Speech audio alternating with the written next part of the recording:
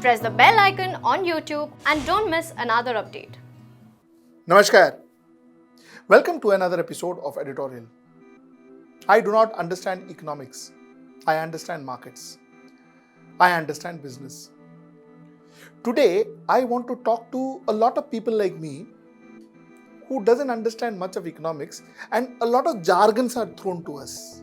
So we rather wonder how is it affecting me, how does it affect a common man. So my today's topic is going to be GDP and how does GDP affect a common person. That's my topic number one today. My topic number two connected to that is, I'm not just going to end it there. I'm going to give my 2 bits to tell you how do I think we can ensure that our GDP is increased. That's my topic for the day. Let's get right into the show. From a very pure layman perspective, GDP, gross domestic produce, this is the full form of GDP. If the produce is more, which means the consumption is more, which means that there is jobs for people who produces. When there is consumption, there is money in people's hand and therefore people are consuming. When there is consumption, there is money in the market. So GDP technically means that the economy, people are working in the economy, people have got jobs in the economy, people have got money in the economy. The moment GDP comes down, it will be directly proportional to the jobs. GDP coming down, jobs getting lost. GDP coming down, cash in hand getting lesser. This is how it affects a common man. Our GDP is down by 23.9%. Some say that was the new calculation method. According to the old calculation method, it could be 38% or some say 40%. But whatever, let us stick to the current government method. Let us not deviate from that. So the fact remains that this is the problem. The GDP has come down. The GDP is in negative, which technically means a lot of us have lost our jobs. A lot of us will lose our jobs. Which technically means a lot of us have already no money in hand. A lot of us will have no money in the hand in the future. This is what you can expect in the next 2 to 3 months. Now, let us break some myths. Our Honorable Finance Minister had said that this is an act of God, so one can't help it. Sorry. We are in the current situation because of a lot of wrong decisions that has been taken by this government right from the year 2015. Now, I will prove this to you.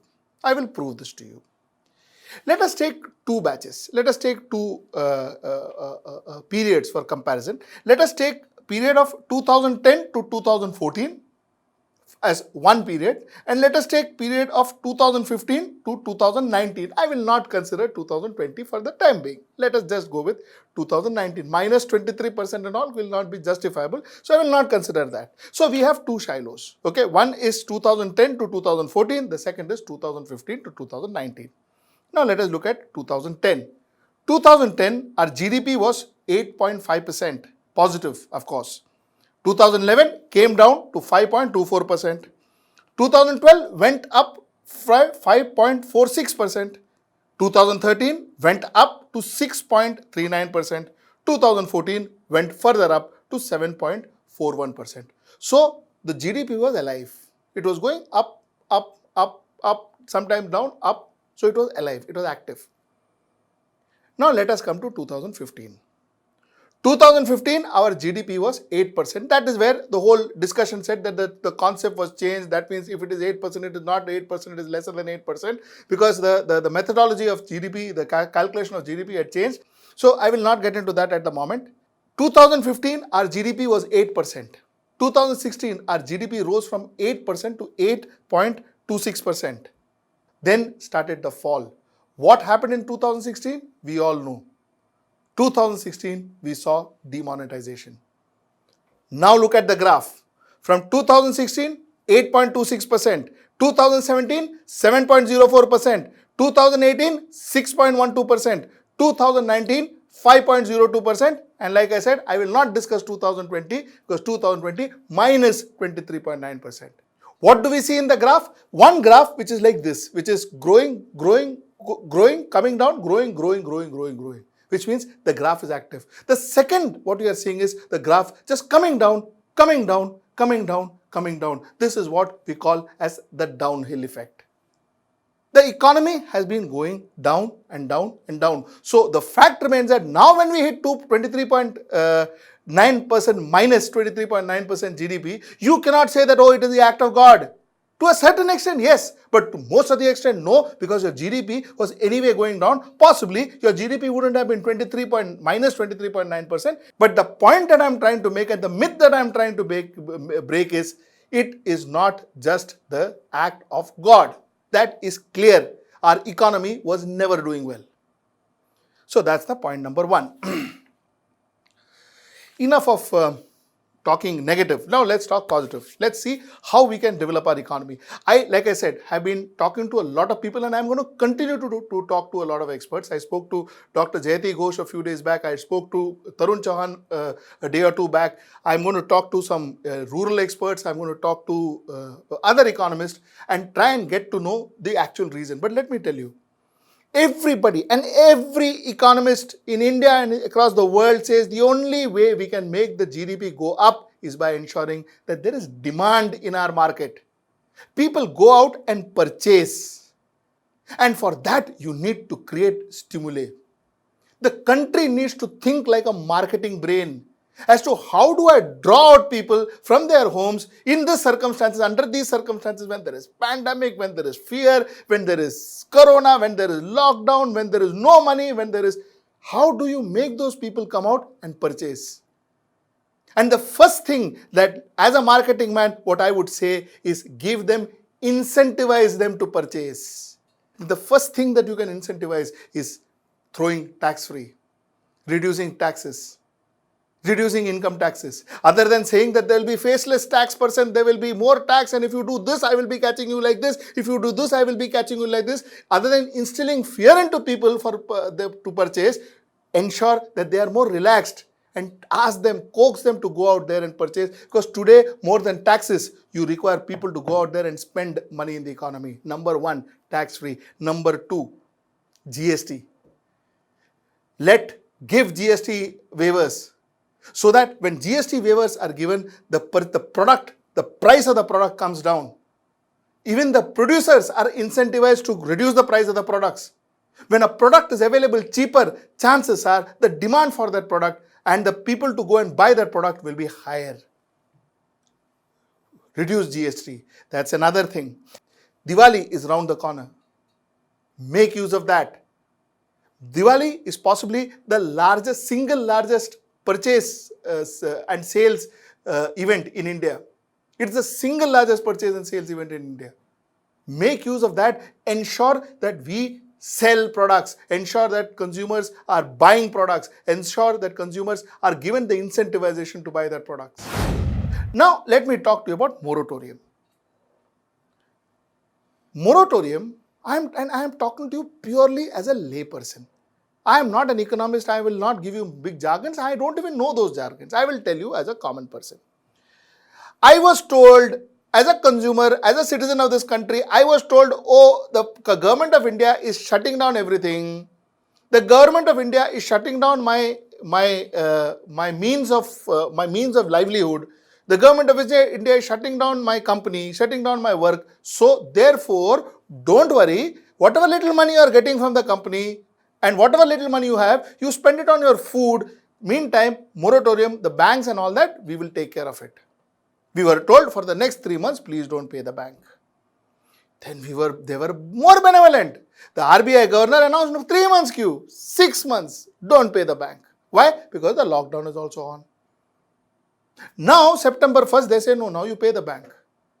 Now all that EMI and all you have to pay the bank. Number one. Number two, the bank is saying all that interest that has been gathered for the 6 months, that also you'll have to pay. That also we have to pay, which is a huge amount. So then now I wonder, what did I do? Where am I going to get that interest for that 6 months and give the bank? I'm worried about that. People have gone to Supreme Court, but I don't think Supreme Court is going to do much about it.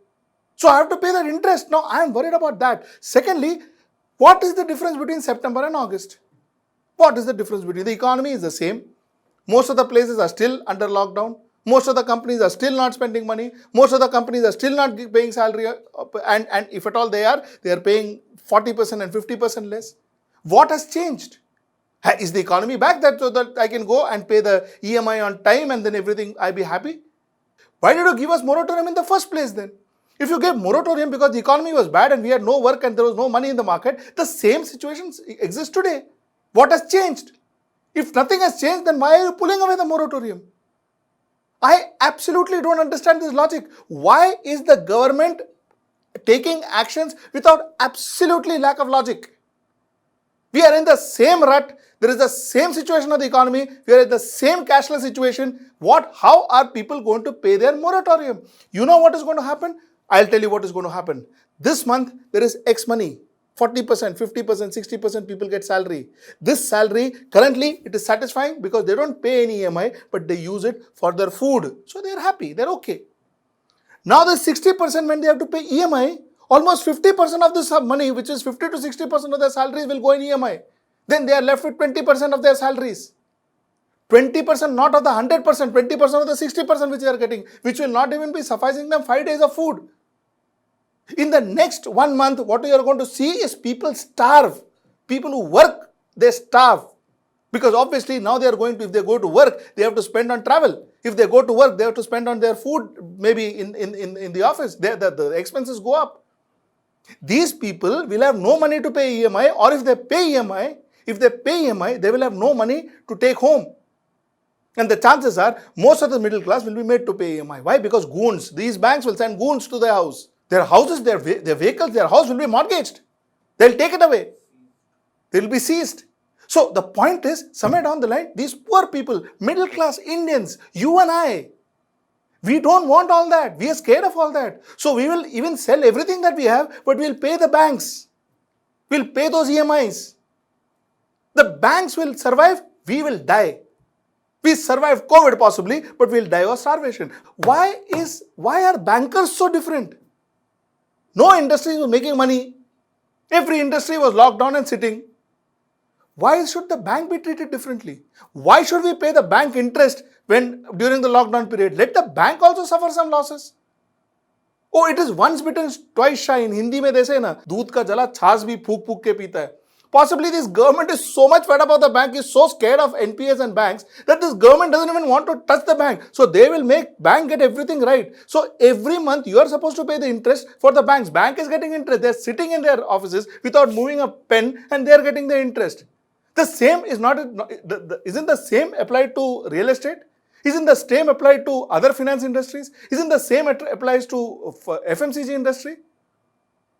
So there, the company has to suffer losses. But with banks, no, Baba. Whether you are getting money or not, you have to pay interest. And in moratorium also, you are made to pay interest. You are made to pay interest, which means technically moratorium was nothing to us. It was absolutely nothing to us. That's a fact. What is worrying me is whether this government is equipped enough to handle what is happening, what is coming to us. What is worrying me is this government, whether this government is matured enough to go out and seek experts, to get them to be part of their decision-making process and then take rational and prudent decisions for this country. I'm worried about it. I'm worried about the fact that this government is used to symbolic gestures. Symbolism. We are so used to symbolic gestures. If we continue symbolic gestures, all finished, all those thali bajaos, ganti bajaos and all over, no, now? Nothing happened, no? It didn't help, no? In any way, in any form? Are we realize it now? Now, let us get some experts. Let us get some Harvard. Let us get some Harvards. Let us get some Stanfords. Let them sit. Let them plan. Let them put their mind to work. And let's come out of this. Let's come out of this. Finally, this government is going to benefit out of it. This Prime Minister will be seen as a hero if we actually come out of this mess. But for which thalis will not help. Harvards will. We don't need event managers. We need strategic managers. That's important. Till we meet next time. Namaskar.